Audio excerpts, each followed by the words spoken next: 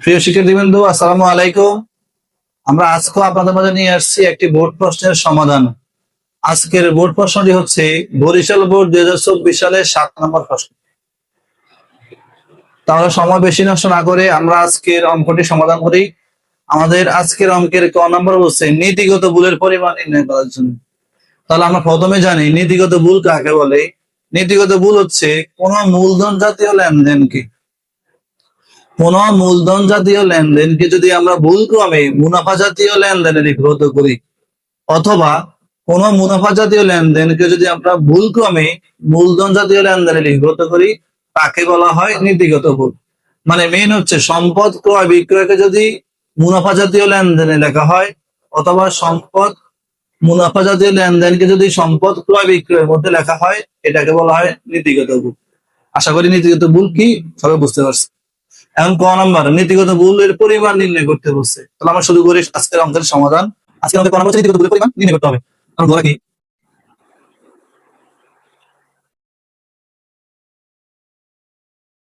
আমাদের এক নাম্বারটা বলছে আসবাবপত্র ক্রয় 20,000 টাকা ভুল ক্রমে ক্রয় হিসাবে লেখা হয়েছে। তাহলে আমরা বলছি কোন সম্পদ ক্রয় বিক্রয় যদি মুনাফা জাতীয় লেনদেনে লেখা হয়, তাহলে সম্পদ মানে কি আসবাবপত্র ক্রয় করছেন ভুল ক্রমে ক্রয় হিসাবে লিখছেন। আসবাবপত্র ক্রয় মূলধন জাতীয় লেনদেন, শুধু ক্রয় মুনাফা জাতীয় লেনদেন, তাহলে এটা হচ্ছে নীতিগত ভুল। এক নম্বর।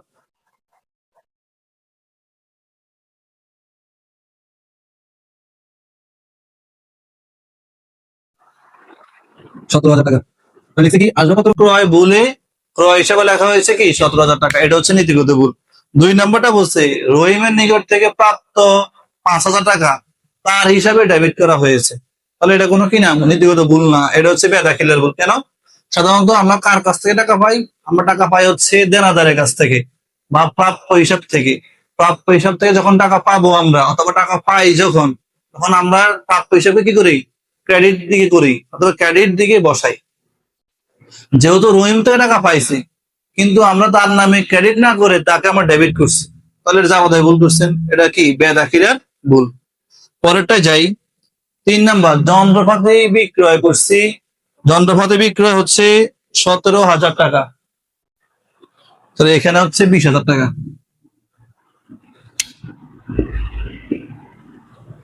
বলছে কি যন্ত্রপাতি বিক্রয় করছি কত টাকা? 17,000 টাকা, ভুল ক্রমে বিক্রয় হিসেবে লেখা হয়েছে।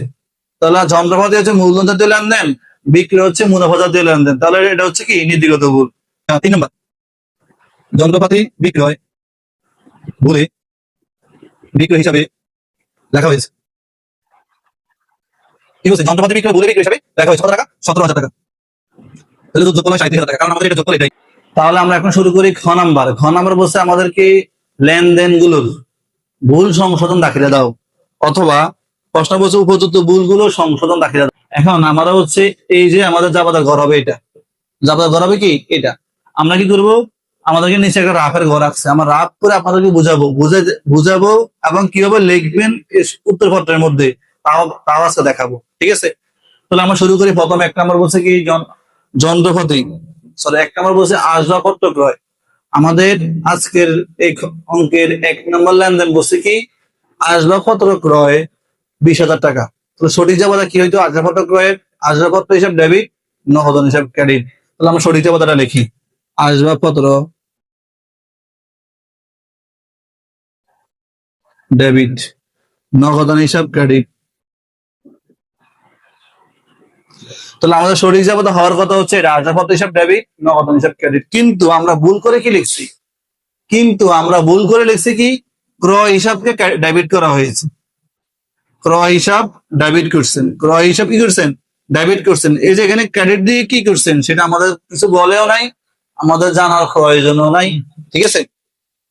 তাহলে যেখানে লেখার কথা আসবাবপত্র হিসাব ডেবিট, সেখানে আমরা কি লিখছি? ক্রয় হিসাব ডেবিট।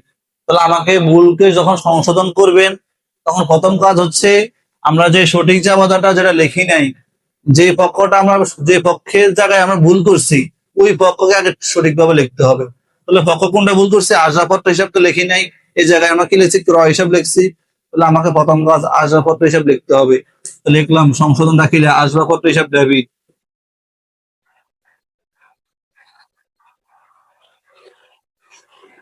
দুই নম্বর কাজ কি? দুই নম্বর কাজ হচ্ছে যে ভুলটা আমরা করছি, যে পক্ষে ভুল করছি, মানে ভুল করে যে পক্ষে লিখছি, ডেবিট পক্ষ লিখলে আমাদের সংশোধনে হবে ক্রেডিট। আর যদি ক্রেডিট পক্ষে লিখি সংশোধনের মধ্যে কি হবে? হবে ওই পক্ষটা ডেবিট। যেহেতু আমরা ভুল করে কোন দিকে লিখছি? ডেবিট পক্ষে লিখছি। এখন এই টাকাটা কি, এই লেনদেনকে আমরা শুধু ক্রেডিট করে দিলে আমাদের সংশোধন হয়ে যাবে। তো দেখলাম ক্রয় হিসাব ক্রেডিট, টাকা হবে এখানেও 20,000, এখানেও 20,000। তাহলে আমরা কি করছি? সঠিককে সঠিক জায়গায় বসাইছি, ভুলকে বিপরীত করে দিছি। তাহলে আমাদের সংশোধন দাখিলা দাঁড়াইছে কি? ক্রয় আসাহত হিসাব ডেবিট, ক্রয় হিসাব ক্রেডিট। আশা করি 1 নম্বর ভুলটা সবাই বুঝতে পারছে। 2 নম্বর এন্ট্রি বলছে প্রাপ্য রহিমের নিকট থেকে প্রাপ্তি অথবা রহিমের হিসাব থেকে প্রাপ্য 5,000 টাকা। মানে আমরা একজন ব্যক্তির কাছ থেকে টাকা পাইছি কত? 5,000 টাকা। টাকা যখন যার কাছ থেকে আমরা টাকা পাই ওই ব্যক্তিকে আমরা ক্রেডিট করতে হয় নিয়মত। তাহলে আমরা ওই ব্যক্তিকে ক্রেডিট না করে আমরা ওই ব্যক্তিকে আবার ডেবিট দিকে লিখে দিচ্ছি। তাহলে আমার কাজ সঠিক জায়গাটা হওয়ার কথা ছিল কি? নগদান হিসাব ডেবিট,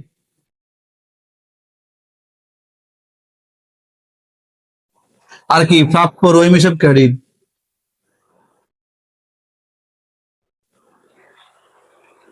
মানে আমাদের সঠিক জায়গাটা হওয়ার কথা ছিল এটা, কিন্তু আমরা কি করছি? ভুল ক্রমে এই প্রাপ্য রহিমকে ক্রেডিট দিকে না লিখে কোন দিকে লিখছি? এই ডেবিট দিকে লিখছি, প্রাপ্য রহিম।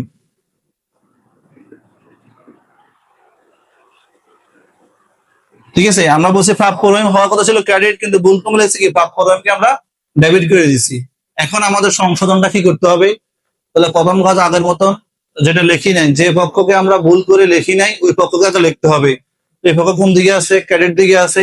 তাহলে আমরা এটা নিচ করে লিখি প্রাপ্য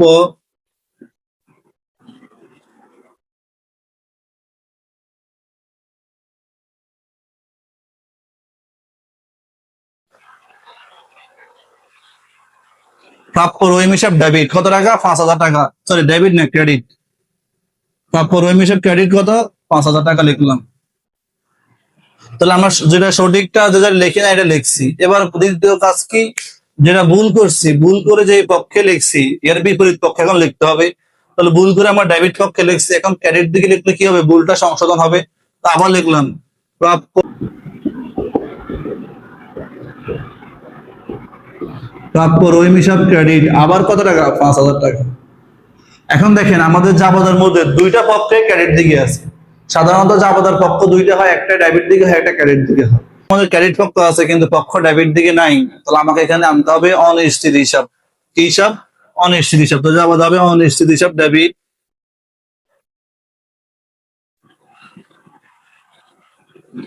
এখন যেহেতু পক্ষ একটা আমার নিচ থেকে আনছে অনিশ্চিত হিসাব, নিয়ম অনুযায়ী টাকা ক্রেডিট দিকে আছে 10,000, তাহলে তার নামে লিখে দিতে হবে কত? ডেবিট দিকে 10,000। অঙ্ক সমাধান করার জন্য তার নামে লিখছি কত? 10,000।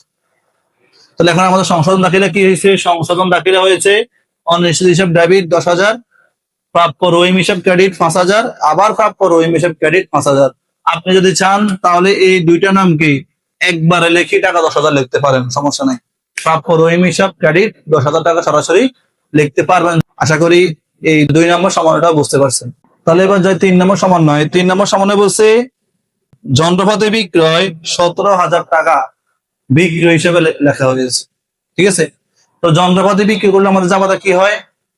আমাদের জামাতা হয় নগদান হিসাব ডেবিট, বিক্রয় হিসাব ক্রেডিট।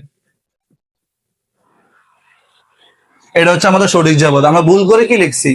বিক্রয় হিসাবে ক্রেডিট করছি, মানে এই সরি নগদান হিসাব ডেবিট, বিক্রয় না, এখানে হবে আসবাবপত্র হিসাব, যন্ত্রপাতি হিসাব।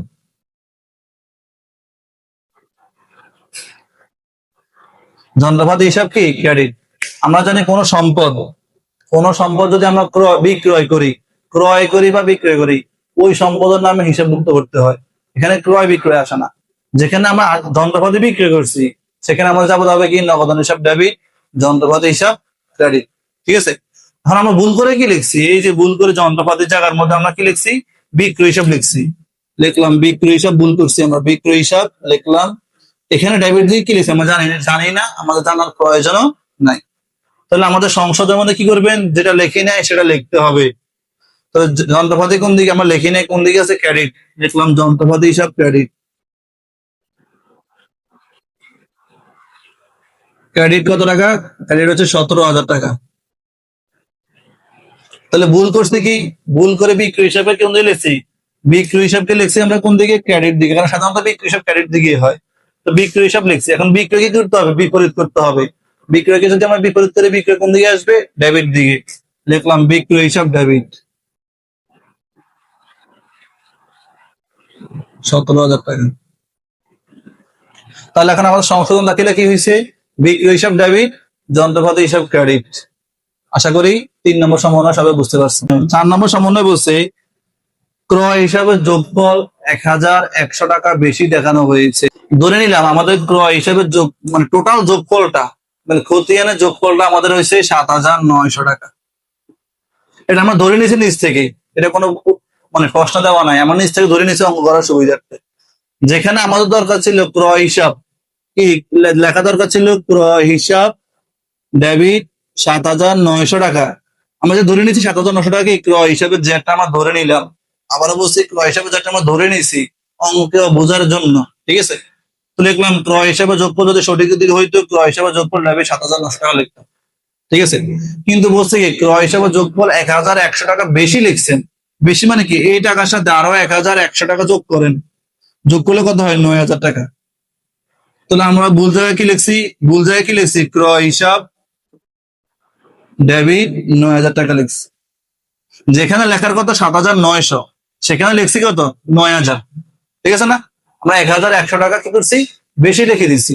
এখন কি করতে হবে? যে টাকাটা আমরা বেশি লিখছি সংশোধনের মধ্যে ওই টাকাটা বিপরীত দিকে বসাতে হবে। তাহলে আমরা বেশি লিখছি কোন দিকে? ডেবিট দিকে। কত টাকা বেশি লিখছি? এই যে 1,100 টাকা বেশি লিখছি, 1,100 টাকা বেশি লিখছি।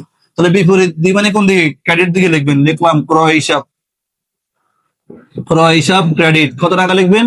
1,100 টাকা। তাহলে আমাদের কি গেছে? ক্রয় হিসাবের ভুল সংশোধন হয়েছে। কিন্তু আমাদের যাবো দ্বারা আরেকটা পক্ষ প্রয়োজন, যে পক্ষটার নাম হবে কি?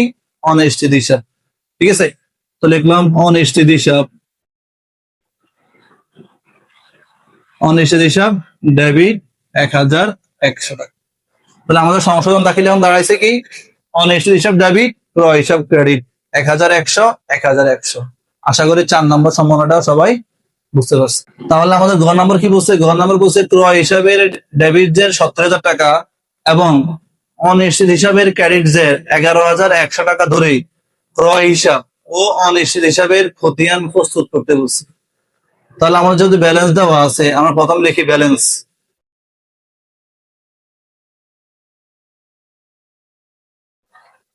তাহলে আমি প্রথম করতেছি কোন হিসাব? ক্রয় হিসাবের খতিয়ান। ব্যালেন্স দেওয়া আছে কত টাকার? প্রশ্নের মধ্যে 70,000 টাকা বলছে ডেবিট ব্যালেন্স, ওরা বলে দিছে।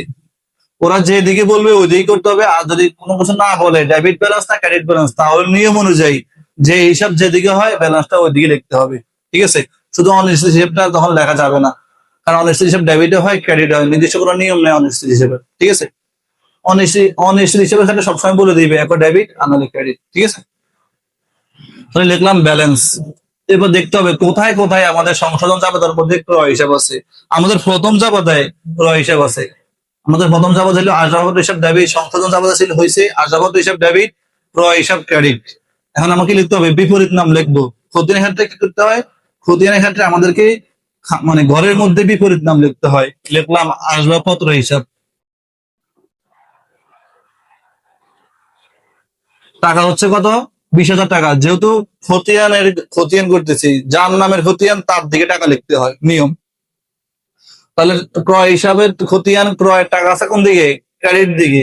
তো লিখলাম ক্রেডিট দিকে 20,000, বিয়োগ করলে থাকে কত? 50,000। ঠিক আছে? ঠিক আছে? ইয়ার পরে হচ্ছে আমাদের 2 নম্বর সমন্বয়। 2 নম্বর সমন্বয়ের মধ্যে কি নাই? কোনো ক্রয় হিসাব নাই। 3 নম্বর সমন্বয়, 3 নম্বর সমন্বয়ে কোনো ক্রয় হিসাব নাই। শেষ সমন্বয়ে ক্রয় হিসাব আছে। তাহলে শেষ সমন্বয় ক্রয় হিসাব কোন দিকে? আমাদের শেষ সমন্বয়ে সমন্বয় জাবেদা হচ্ছে অনিশ্চিত হিসাব ডেবিট, ক্রয় হিসাব ক্রেডিট। তাহলে এখানে ক্রয় আছে কোন দিকে? ক্রেডিট দিকে। দেখলাম হচ্ছে বিপরীত নাম লিখতে হবে, লিখতে হবে অনিশ্চিত হিসাব। আর টাকা লিখবেন কোনটা? টাকা লিখবেন হচ্ছে যার নামের খতিয়ান। এই যে ক্রয়ের খতিয়ান, ক্রয়ের টাকা কোন দিকে? ক্রেডিট দিকে। লিখলাম ক্রেডিট দিকে 1,100 টাকা। বিয়োগ করলে থাকে কত? 48,900 টাকা। এটাই আমাদের কি? ক্রয় খতিয়ানের ক্রয় হিসেবে টোটাল জের হচ্ছে এটা। আশা করি ক্রয় হিসাবের খতিয়ানটা বুঝতে পারছেন। এবার যাবো আমরা পরে আর একটা খতিয়ান করতে বলছে, নাম কি? অনিশ্চিত হিসাব। অনিশ্চিত হিসাব, এখানে একটা ব্যালেন্স দেওয়া আছে, বলছে ক্রেডিট ব্যালেন্স। প্রশ্ন বলছে অনিশ্চিত হিসাবের ক্রেডিট ব্যালেন্স 11,100 টাকা। কি বলছে? 11,100 টাকা। তো দেখলাম অনিশ্চিত হিসাবের ক্রেডিট 11,100 টাকা, ঠিক আছে। এবার দেখতে হবে জাবাদের মধ্যে মানে সংশোধন দাখিলের মধ্যে কোথায় কোথায় অনিশ্চিত হিসাব আছে। আমাদের 1 নম্বর হিসাবে কোনো অনিশ্চিত হিসাব নাই, 1 নম্বর লেনদেনে। 2 নম্বর লেনদেনে কি আছে? অনিশ্চিত হিসাব আছে। কোন দিকে আছে? ডেবিট দিকে আছে। তাহলে আমরা প্রথমে কি করছি? সংশোধন দাখিলের মধ্যে ক্রেডিট দিকে 2টা নাম লিখছি, ডেবিট দিকে একটা নাম লিখছি। তাহলে আমাদের এখানে 2টা নাম লিখতে হবে। যারা ডেবিটে একটা নাম লিখবেন, ক্রেডিটে একটা নাম লিখবেন, যেহেতু ক্রেডিট দিকে 2টা নাম একই নাম, একসাথে 10,000 টাকা লিখে দিবেন, তারা সরাসরি এখানে একটা নাম লিখলেই হবে। যদি আমরা 2টা নাম দিয়ে সমাধান করছি, আমরা এখন 2টা নামই লিখি। প্রাপ্য রহিম হিসাব,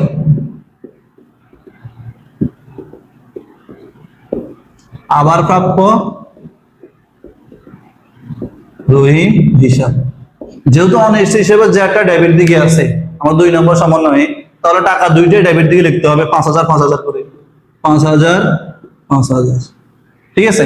এখন আমরা জানি কি ডেবিট আর ক্রেডিট টাকা কি হয়? বিয়োগ হয়। বিয়োগ করলে কত হয়? 6,100, 6,100। আবার এই টাকাও ডেবিট, বিয়োগ করলে কত হয়? 1,100। এতটুকু বুঝছেন? এরপর 3 নম্বর সমন্বয়ে আমাদের কোনো সংশোধন, 3 নম্বর সংশোধন দাখিলের মধ্যে কোনো কি নেই? অনিশ্চিত হিসাব নাই। 4 নম্বরটা কি আছে? অনিশ্চিত হিসাব আছে। কোন দিকে আছে? ডেবিট দিকে আছে। 4 নম্বরের সংশোধন দাখিল হচ্ছে অনিশ্চিত হিসাব ডেবিট 1,100, ক্রয় হিসাব ক্রেডিট 1,100 লিখলাম। ক্রয় হিসাব টাকা হচ্ছে ডেবিট দিকে লিখবেন 1,100। এখন দেখেন টাকা শূন্য হয়ে গেছে। যদি আমাদের এই অনিশ্চিত হিসাবে টাকা শূন্য হয়ে যায়, তাহলে মনে রাখবেন আমাদের অঙ্কটা সঠিক হয়েছে, জাবাদাগুলো সঠিক হয়েছে। যদি অনিশ্চিত হিসাবে টাকাগুলো না মিলে, তাহলে মনে রাখবেন অঙ্ক কোথাও না কোথাও ভুল আছে। আশা করি বরিশাল বোর্ড 2024 সালের 7 নম্বর প্রশ্নটি সবাই সহজভাবে বুঝতে পারছেন। আপনাদের কাছে একটাই অনুরোধ রইল, আমার ভিডিওর মাধ্যমে যদি আপনাদের কোনো উপকার হয়ে থাকে, তাহলে অবশ্যই আমার ইউটিউব চ্যানেলটিকে সবাই সাবস্ক্রাইব করে দিবেন, আমার ভিডিওগুলো আপনাদের বন্ধুদের মাঝে শেয়ার করে দিবেন। সবাই ভালো থাকবেন। আসসালামু আলাইকুম ওয়া রাহমাতুল্লাহি ওয়া বারাকাতুহু।